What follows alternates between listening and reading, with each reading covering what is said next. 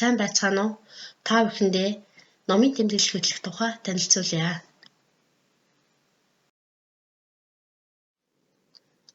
Суралцсан удирдамжид номын тэмдэглэлийг 3 дугаар ангиас эхлэн судлахаар тусгасан байгаа. 3-2-ын К өгсөн бүтцийн дагуу уншсан номоо тэмдэглэн бичих, 4-2-ын нэмд уншсан номыг танилцуулж бичихтэй сэтгэл мэдрэмжээ илэрхийлэх, 5-2-ын гээд зохиолын санааг нэгтгэн дүгнэн товчилж бичих гэж тусгасан байна.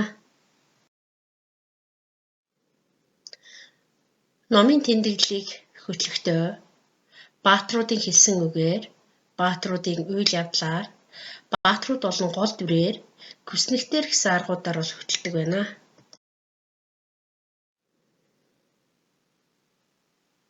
Зохиолчдын содномд оржин нурын намтар гэдэг зохиолд тэмдэглэл хөтлөлт үзье.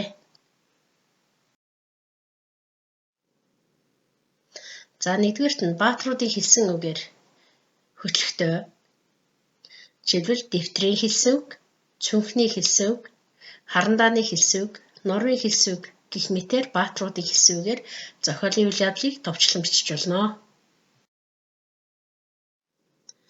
Хоёрдугаарт нь баатруудын үйл явдлаар зохиолын эхлэл хэсэг, гол хэсэг, төгсгөл хэсэгт баатрууд ямар үйл явдал өрнөж байгааг жагсаан бичснээр товч бичлэл хөтэлж олно. За 3-дугаарт нь баатрууд болон гол дүрээр. За зохиолын гол дүр бол нор байгаа.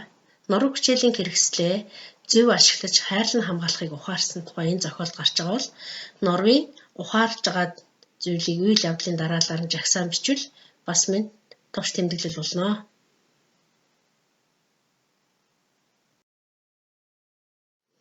За хүснэгтийн аргаар бичиж болно.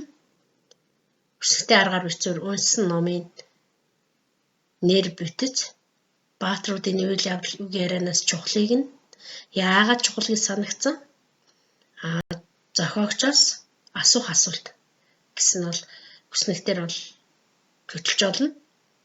За тэгвэл зохиолын нэр маань содномд оржин зохиол, нурын намтар. Баатруудын үйл явдал үг ярианаас чухал нь бол хичээлийн хэрэгслээ зөв ашиглаж хайрлан хамгаалахыг ухаарч ойлгож байгаа бол хамгийн чухал санаа байна. Яагаад чухал гэсэн бэ гэвэл сурагч хүний хамгийн чухал зүйл бол хичээлийн хэрэгсэл байгаа. За тэгээд зохиогчоос ямар асуулт асуух вэ гэдэг нь бол жишээлбэл нуруу цаашид ямар сурагч болсон бэ?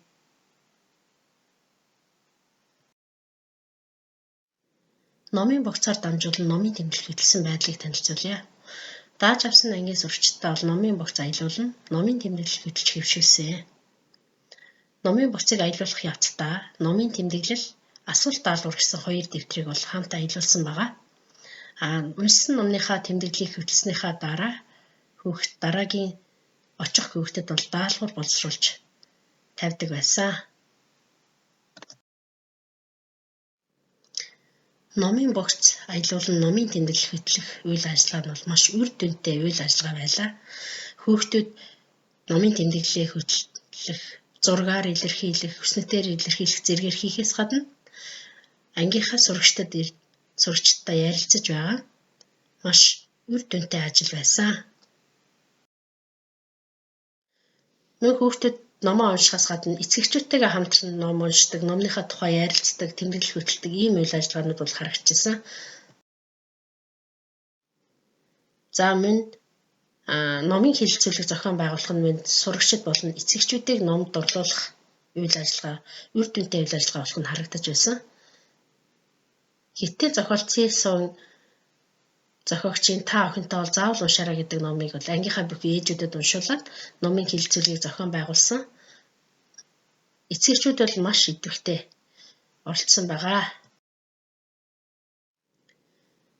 Номын тэмдэглэл хөтөлснөөр сурагчдын унших чадвар дээшлэх, зохиолын утгыг ойлгон дүрд анализ хийх, уншлагын хурд нь ахих зэрэг унших чадвар, үг нүдэл зөв бичиж сурах, зөв найруулж бичих, үгийн утгыг тайлбарлах, тул бичиг ашиглах зэрэг бичих чадвар, зохиолын болон баатрын хэлсэн үгнээс чухлыг нь ялгаж сурах, зохиолын сургамжит санааг ойлгох, зохиолын утга санааг хэл зүгээр илэрхийлэх зэрэг сэтгэн бодох чадвар нь хөгжиж байгаа нь бол харагдаж байсан.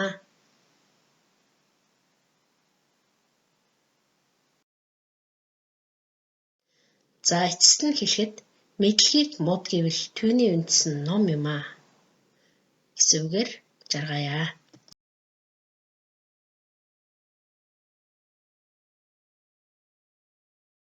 Анхаарлаа хандуулсанд баярлалаа.